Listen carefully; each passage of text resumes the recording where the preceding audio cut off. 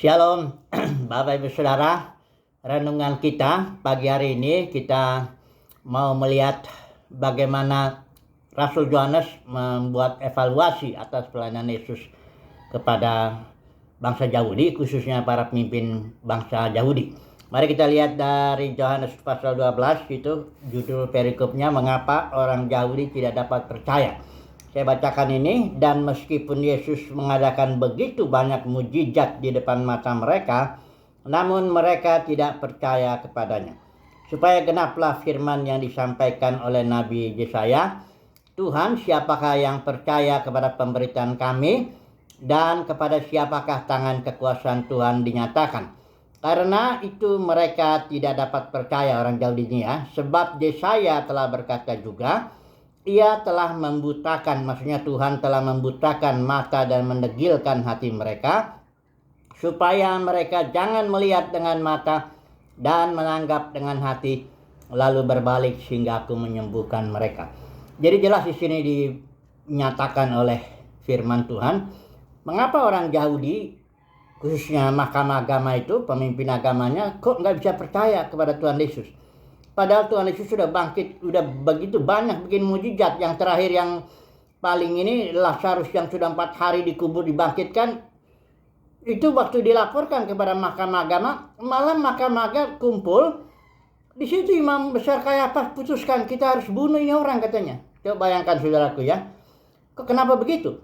Jawabnya jelas di sini, bahwa Bapa di sorga yang membutakan mata mereka, mendegilkan hati mereka, sehingga mereka nggak bisa percaya. Yesus juga udah bilang, tidak ada seorang pun yang dapat datang kepadaku kalau Bapa tidak menariknya. Jadi tergantung keputusan Bapa bagaimana, barulah kita bisa percaya atau enggak ya. Kalau Bapa memberikan kasih karunia kepada kita, kita bisa percaya dan datang kepada Tuhan Yesus. Ada penginjil ngutip-ngutip dari Wahyu itu yang mengenai Yesus mengetok pintu itu gereja Laodikia. Kayak pengemis itu, Yesus mengetok pintu setiap orang, bukalah hatimu gitu. Kayaknya tergantung manusia keselamatan itu. Enggak, Yesus itu berotoritas. Kalau dia bilang datang orang. Enggak bisa itu ya. Jadi keselamatan itu enggak tergantung respon manusia. Keselamatan itu enggak tergantung soal apakah manusia bertobat atau enggak. Itu hanya prosedurnya aja. Penentuannya tetap Bapa di sorga ya. Memang harus bertobat orang percaya Yesus, tapi bertobat pun nggak bisa orang kalau Bapa di sorga tidak memberikan kasih karunia. Jadi kita jangan meninggikan manusia yang udah jatuh dalam dosa, yang sudah mati, sudah dikuasai iblis, jenis hidup mautnya itu kok masih ngomong lagi tergantung manusia.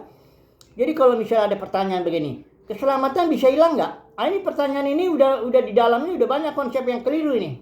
Pertama, orang yang mengatakan, yang bertanya ya, keselamatan itu bisa hilang nggak? Itu berarti dia punya konsep bahwa sebagian orang diselamatkan naik ke surga, nunjau di sana, nyanyi-nyanyi di sana selama-lamanya.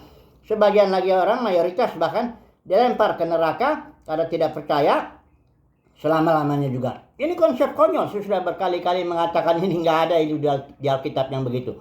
Yang kedua, kenapa orang bertanya apa keselamatan bisa hilang? Itu karena dia berpikir keselamatan tergantung pada manusia, respon manusia, apa dia bertobat atau apa kayak gitu. Itu makanya jadi bingung pertanyaan itu. Tapi kalau kita tahu jalan-jalan Bapa di sorga, bahwa segalanya ditentukan oleh Bapa di sorga, maka nggak ada pertanyaan-pertanyaan begitu. Ini bukan berarti manusia nggak bertanggung jawab ya apa yang dia perbuat atau yang dia katakan dan dipikirkannya. Manusia itu pribadi punya kehendak bebas dalam pengertian dikontrol Tuhan ya. Kehendak bebas manusia nggak mutlak, tapi dia berada ditentukan oleh garis kehidupannya ya. Di Mazmur 139 ayat 16 itu jelas garis kehidupan kita sudah ditentukan. Jadi kita punya pikiran, punya perasaan, punya kemauan, tapi tidak bebas mutlak. Tetap kita hanya berjalan di dalam jalur yang sudah Bapa tentukan ya. Jadi emang ini susah, tapi nggak usahlah terlalu direnungkan. Pemasmur juga bilang ini sulit pikirannya. Tapi kalau kita dengan iman ya sederhana aja lah. Pendeknya Bapa di sorga lah yang menentukan segalanya. Dia berdaulat ya, menentukan jalan hidup kita.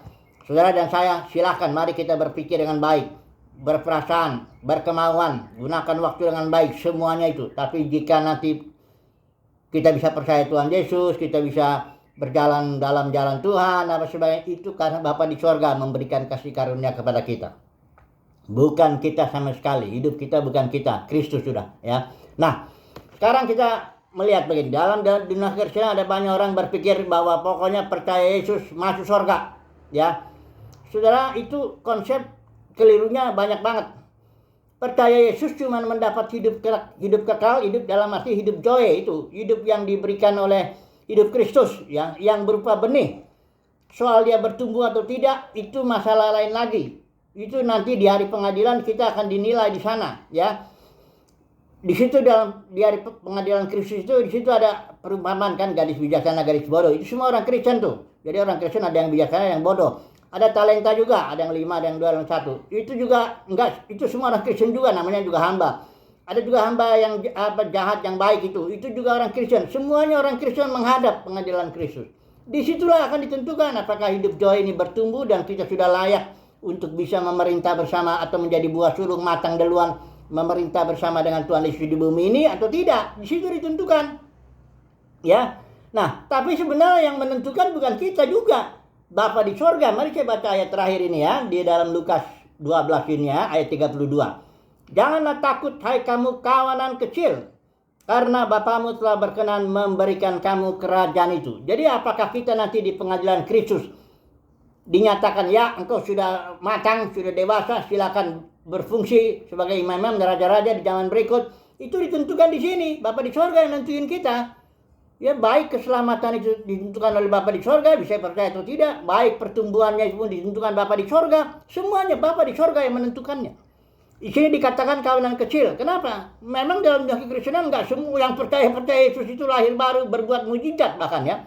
Di Matius 7 ayat 21 23. Itu banyak orang bikin, bukankah Tuhan aku bernubuat demi namamu, melakukan mujizat demi namamu ya, mengusir setan demi namamu. Tapi Tuhan Yesus bilang aku enggak kenal, ya belum, ya kamu belum matang, kamu belum siap ya untuk memerintah bersamaku di zaman berikut.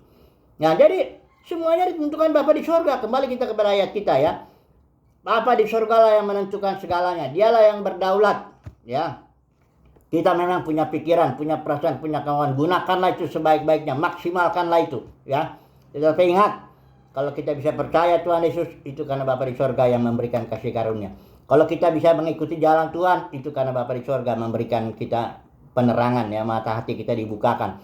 Kalau nanti di pengadilan Kristus, kita dinyatakan sebagai pemenang, memerintah bersama dengan Kristus di muka bumi ini, itu juga karena keputusan Bapa di sorga untuk memberikan kepada kita kerajaan itu. Ya, segala sesuatu ditentukan oleh Bapa di sorga. Saya ulangi lagi ya, segala sesuatu ditentukan oleh Bapa di sorga, bukan oleh responmu atau responku atau apa, bukan ya.